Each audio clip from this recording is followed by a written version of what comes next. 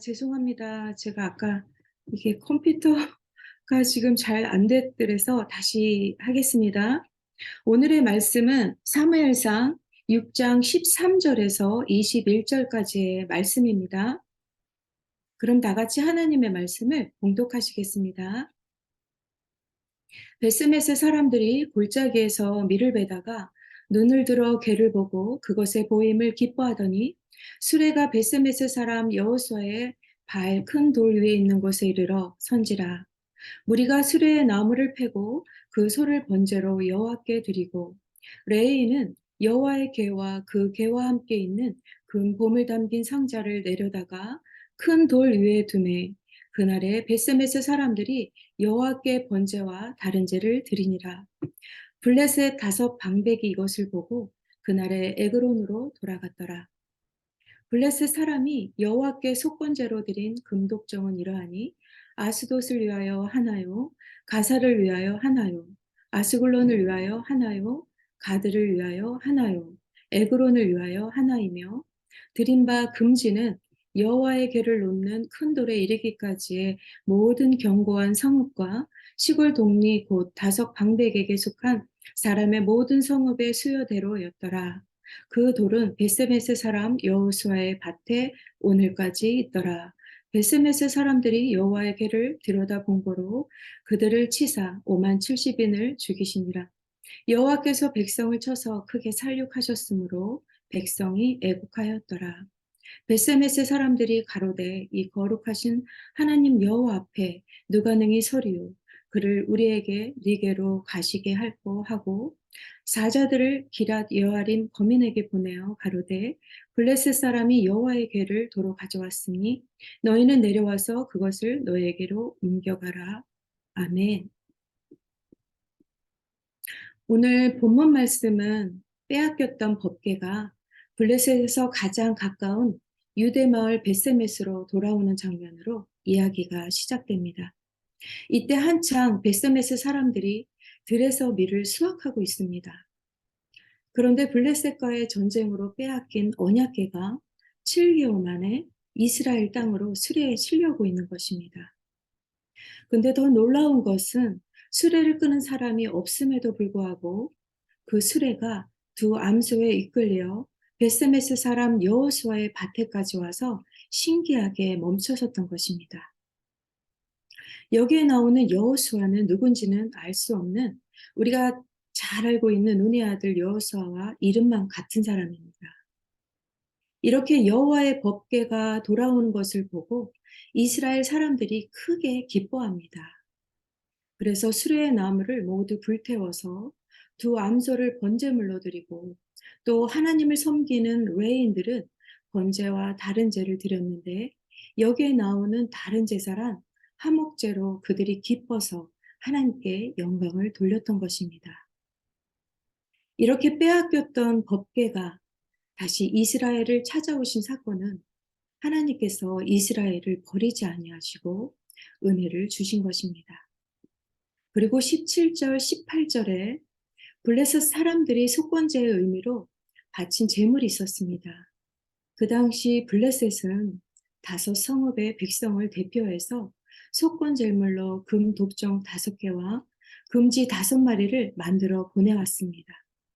이들은 자기들에게 닥친 재앙이 정말 이스라엘의 신의 진노로 말미암은 것인지 그저 지가 창굴에서 닥친 자연재난인지 아직 확실치 몰랐기 때문에 이렇게 속건 제물을 드려서 재앙이 중단되는지 알고자 했던 것입니다.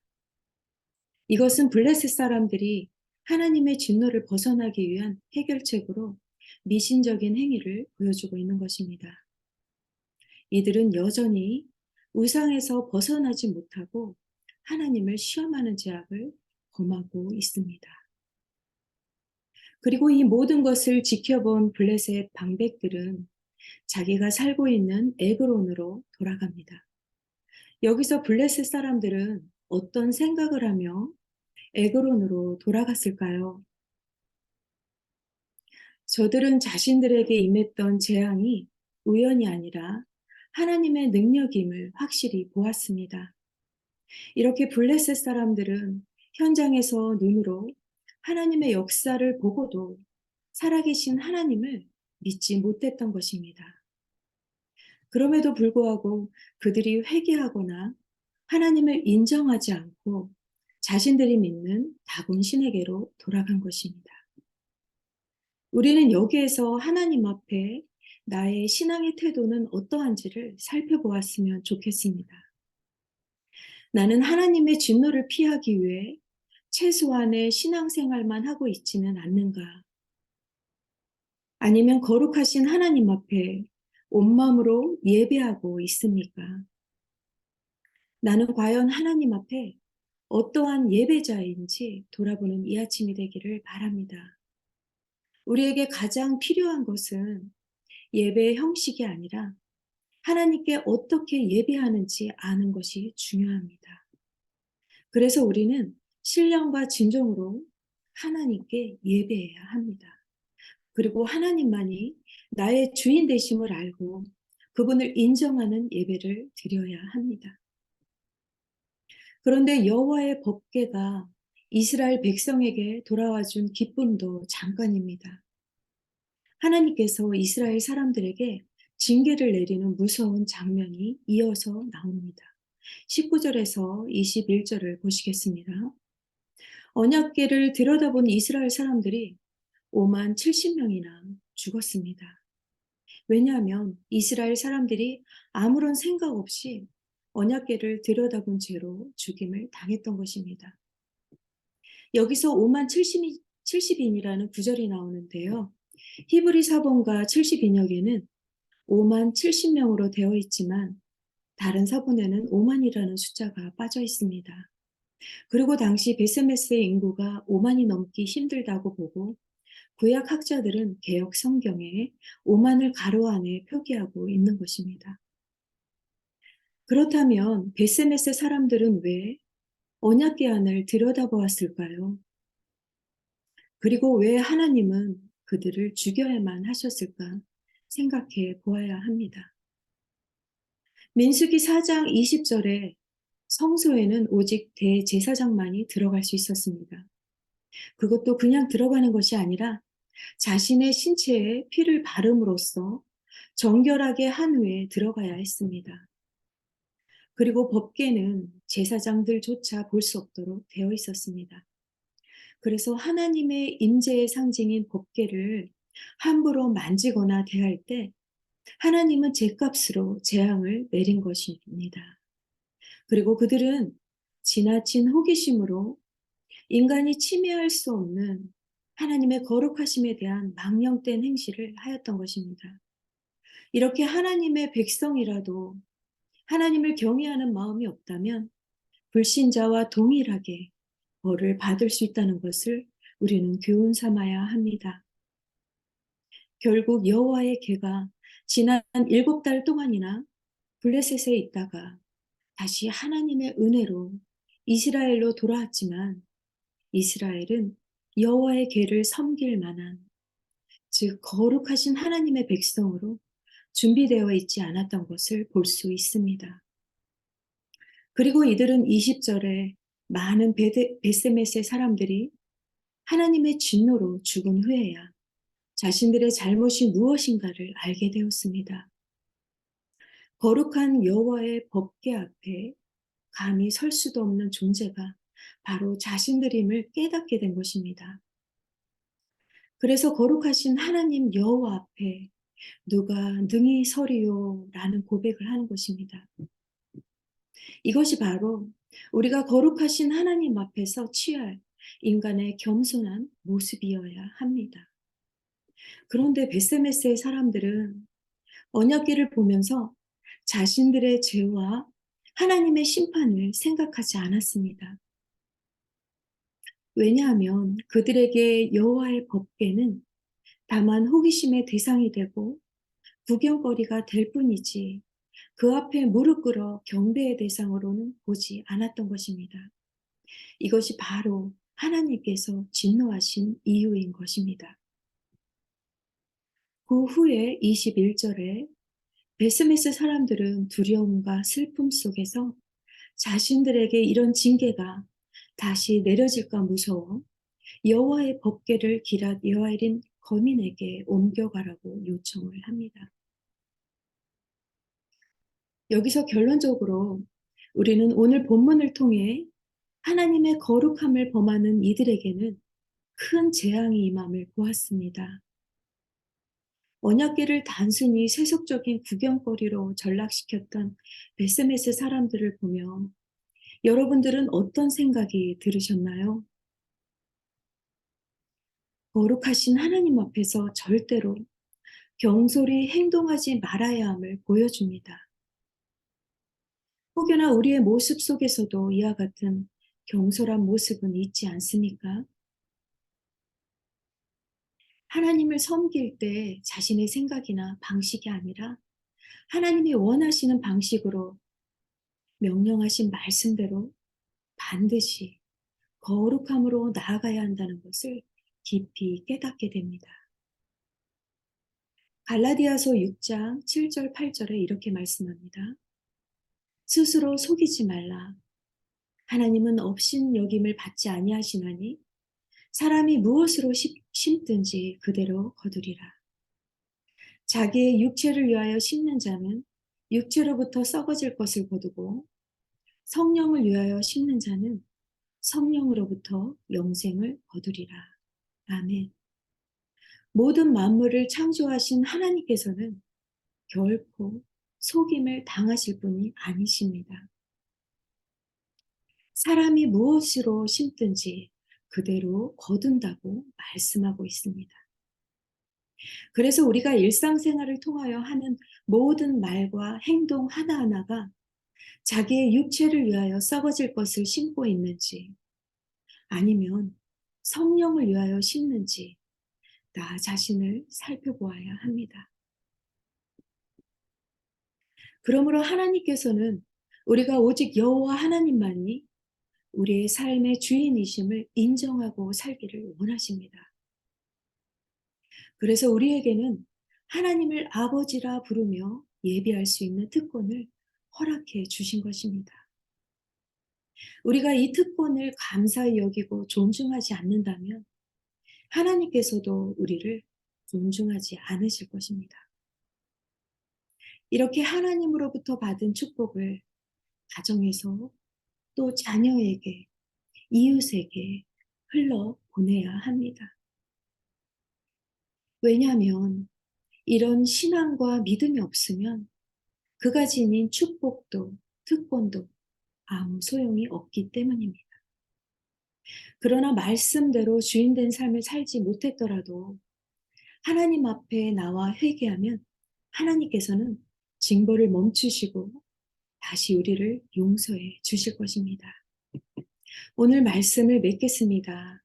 사랑하는 성도 여러분, 오늘 여러분에게 주시는 하나님의 메시지가 무엇입니까?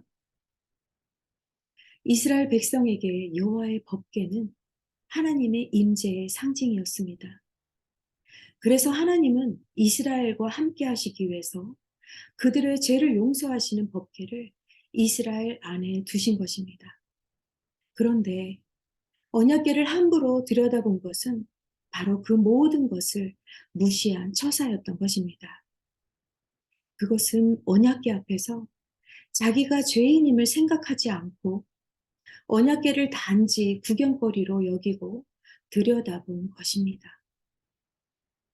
오늘 우리도 하나님 말씀 앞에 정말 두렵고 떨리는 마음으로 살아가고 있는지 돌아보는 시간이 되기를 바랍니다. 우리가 하나님을 너무 가볍게 생각하며 살고 있지는 않습니까? 혹여나 사랑의 하나님만 너무 강조한 나머지 죄를 미워하시는 거룩하신 하나님에 대해서는 별로 중요하게 생각하지는 않습니까? 만약 우리의 모습 속에서 하나님을 경외하는 마음을 잃어버렸다면 오늘 이 시간 믿음과 그 은혜를 회복하는 시간이 되기를 바랍니다. 그래서 우리가 하나님의 성전인 것을 기억하시고 하나님의 임재 가운데 거룩하고 구별된 예배자로 나아가시기를 주님의 이름으로 축원드립니다. 아멘. 이 시간 함께 오늘 주신 말씀을 기억하시면서 함께 기도하시겠습니다.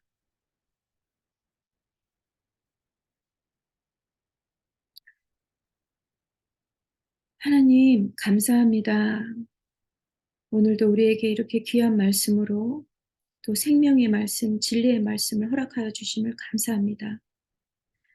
부족한 죄인이 하나님 앞에 나아갈 수 있도록 은혜를 주시니 또한 감사합니다. 오늘도 거룩하신 하나님께 예배드릴 수 있다는 것이 얼마나 감격스러운 일인지를 다시금 깊이 깨닫게 되었습니다. 하나님, 그 은혜를 힘입어 예배의 기쁨이 살아나게 도와주시옵소서.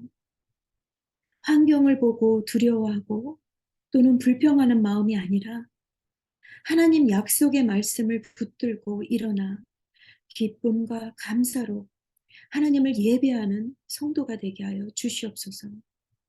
예수님의 이름으로 기도합니다. 아멘.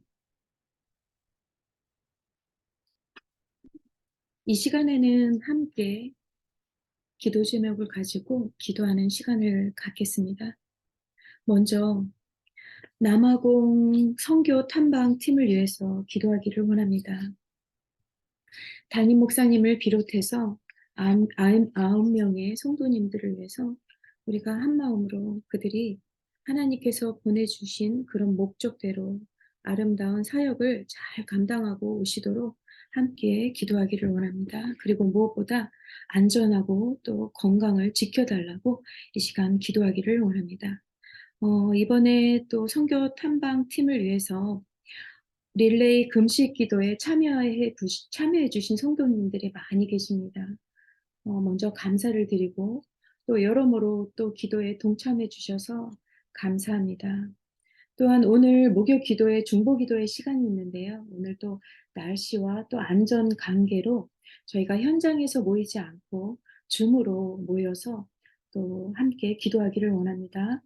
또 선교 탐방을 가신 선교 팀원들을 위해서도 기도하고 또 오늘 교회를 위해서도 또 어려움을 당한 성도님 가정을 위해서 또 한파로 인하여 또 정전 사태로 인하여 또 추위로 또 고통당하고 있는 성도님 가정들을 우리가 기억하면서 그들을 위해서 기도하고 또 전화나 문자로 서로 위로하고 격려하는 시간을 가졌으면 좋겠습니다.